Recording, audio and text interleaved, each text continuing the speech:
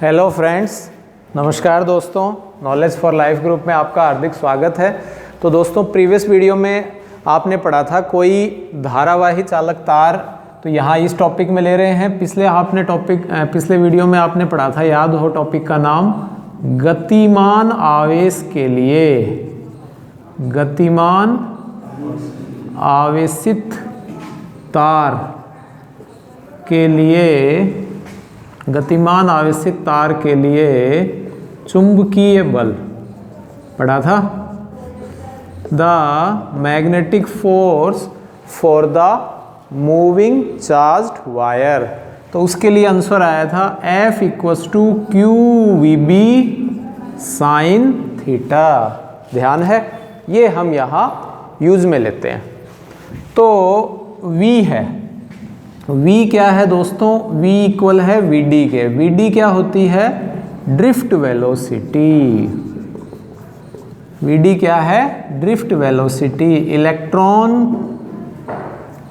Electron की कौन सा है ये? इलेक्ट्रॉन का अपवाह वेग, इलेक्ट्रॉन का अपवाह वेग। ठीक है, V = VD हम ले लेते हैं और चलो एक बार लिख देते हैं। तो F = हो गया QVDB साइन थीटा। क्लियर? तो इससे प्रीवियस वीडियो में हमने इसको डायग्रामेटिकली पूरा का पूरा एक्सपेरिमेंटली समझाया था। तो किस तरह से ये जो चुंबकीय बल है ये प्रोड्यूस होता है, यहाँ हम इसमें मैथमेटिकली कर रहे हैं। तो कोई वायर लिया है, मान लीजिए इस वायर की जो लेंथ है वो कितनी है दोस्तों? L है, और इसका जो ये क्रॉस सेक्शनल एरिया है ये कितना है? A है। ठीक है, तो माना कि धारावाही चालक तार, धारावाही चालक तार की लंबाई कितनी है? L, और अनुप्रस्थ काट क्षेत्रफल वो कितना है? A है। तो इलेक्ट्रॉन घनत्व, ये दोस्तों आपको धारा अपवहन वेग और गतिशीलता में संबंध प्रीवियस जो आपके 5th चैप्टर है उसमें यह है बताया जा चुका है, वहाँ आप कर लीजिएगा। यहाँ फिर से मैं छोटा सा इसको प्रूव करके दिखा रहा हूँ। ठीक है, देन इलेक्ट्रॉन डेंसिटी, इलेक्ट्रॉन घनत्व आपने लिया था, तो ये लिया था दोस्तों कैपिटल N/V लिया था इलेक्ट्रॉन घनत्व है, यानी आपके per unit volume number of electrons.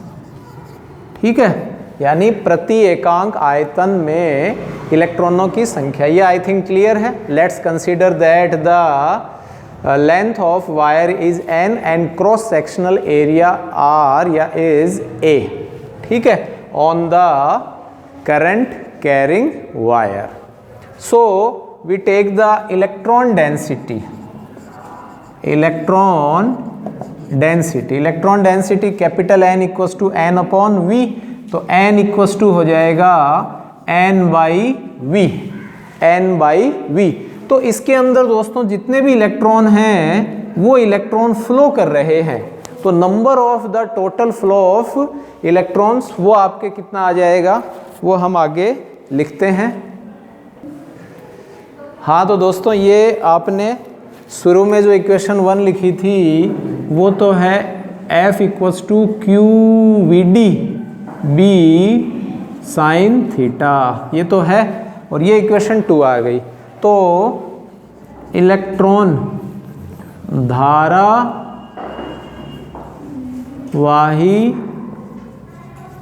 चालक तार में इलेक्ट्रॉन की कुल मात्रा, the total quantity of current carrying wire, तो ये कितनी है दोस्तों? Q = क्या होता है? Ne, याद है, क्वांटाइजेशन ऑफ चार्ज। तो यहाँ हम ये वैल्यू रख दें तो ये n की जगह हो गया NVE, NVE, ठीक है। और ये आपके जो भी हम लेना चाहें इक्वेशन 3, और Q n तो n है, और V क्या है दोस्तों? वॉल्यूम। V क्या है? वॉल्यूम। वॉल्यूम यानी आयतन, और आयतन किसके बराबर होता है? एरिया इंटू लेंथ, लंबाई गुणा क्षेत्रफल, ठीक है। तो ये हो गया A into L into E, A into L into E, और ये n है ही, n आपके इलेक्ट्रॉन डेंसिटी है। अब ये जो वैल्यू है ये यहाँ हम रख देते हैं, substitute the value of equation 4 in equation 1, ठीक है। यानी समीकरण 4 से Q का मान या समीकरण 4 का मान समीकरण 1 में रखने पर। अब समीकरण 1 में रखेंगे दोस्तों तो क्या आएगा वो आप देख सकते हो। तो ये आ जाएगा F इक्वल्स टू NaLe और VD और B और into sine theta, NaLe VDB sine theta, ये आपके आ जाता है। तो फिर इसमें ये आपके, हाँ तो दोस्तों ये F equals to NaLe VDB sine theta आ गया। अब आप जो आपको बार बार बताया जा रहा है, द रिलेशन बिटवीन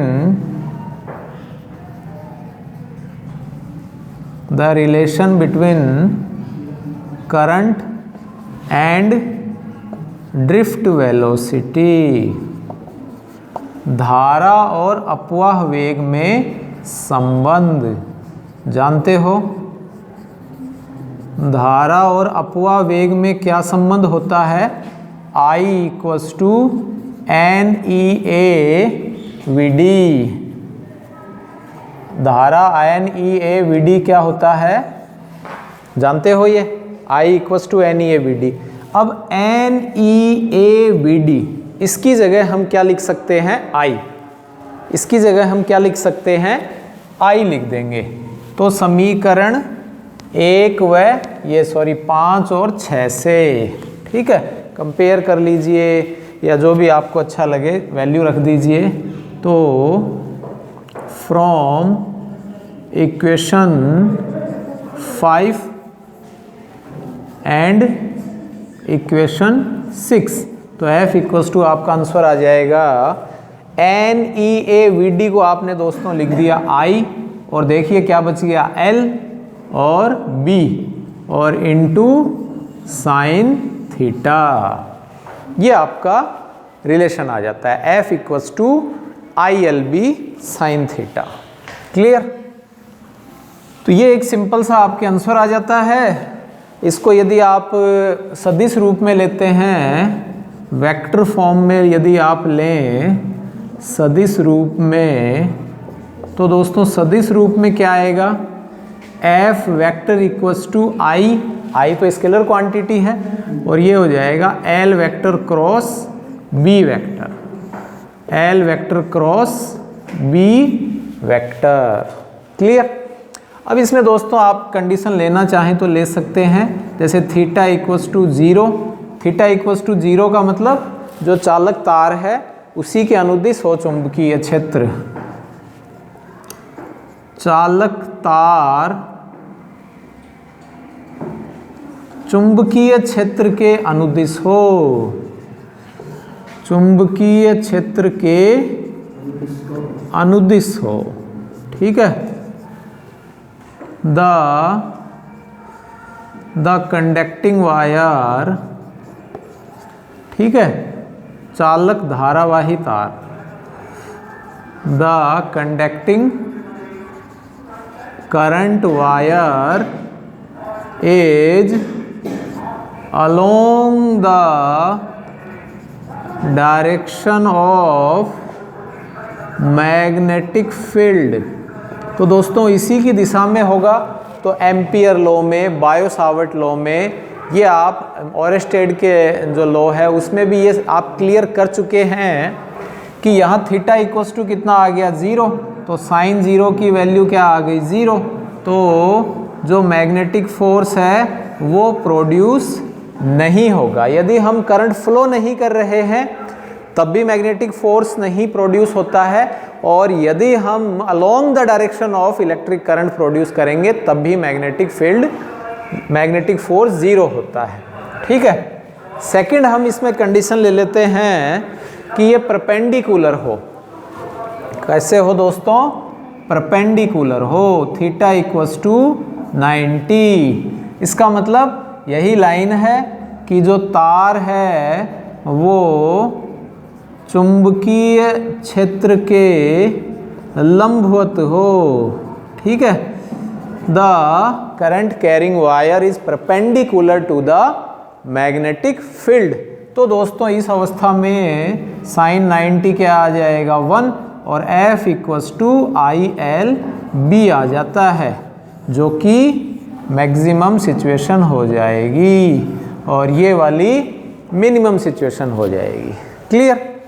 तो दोस्तों इस तरह से ये जो आपने दो कंडीशन ली हैं, इनके द्वारा मिनिमम और मैक्सिमम के आपने सिचुएशन लिख ली हैं। साथ ही साथ हम इसमें कभी भी ये जैसे इससे जो नेक्स्ट वीडियो हम जो बनाएंगे, दो समांतर धारावाही चालक तारों के मध्य चुंबकीय बल, ठीक है, तो उसमें भी हम ये जो लॉ है, ये जो फॉर्मूला है, दोनों ही यूज में लेंगे। तो उसके लिए दोस्तों दो नियम हैं। एक तो ये है मैक्सवेल, ये पहले आपको बताए जा चुके हैं, ठीक है, अच्छे से इनको लिखवाए जा चुके हैं, मैं केवल आपको आज समझा रहा हूँ। वैसे ही जनरली मैक्सवेल के दाहिने हाथ का नियम, या इसे हम, ठीक है, चपेट का नियम या खुले हाथ, या फिर हम इसे खुले हाथ का नियम भी कह देते हैं, ठीक है, पाम रूल भी कह देते हैं, हथेली का नियम, हथेली का नियम, ठीक है। तो the right hand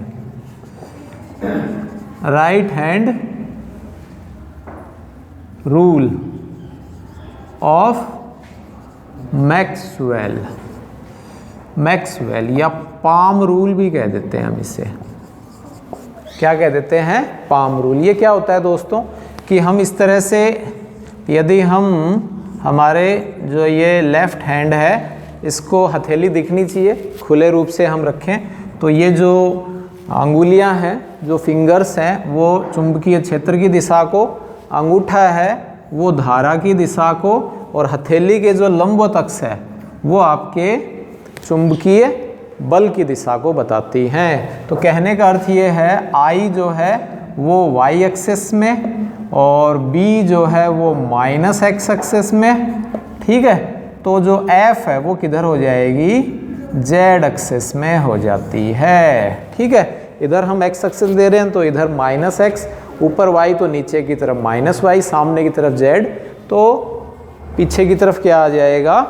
minus z आ जाएगा।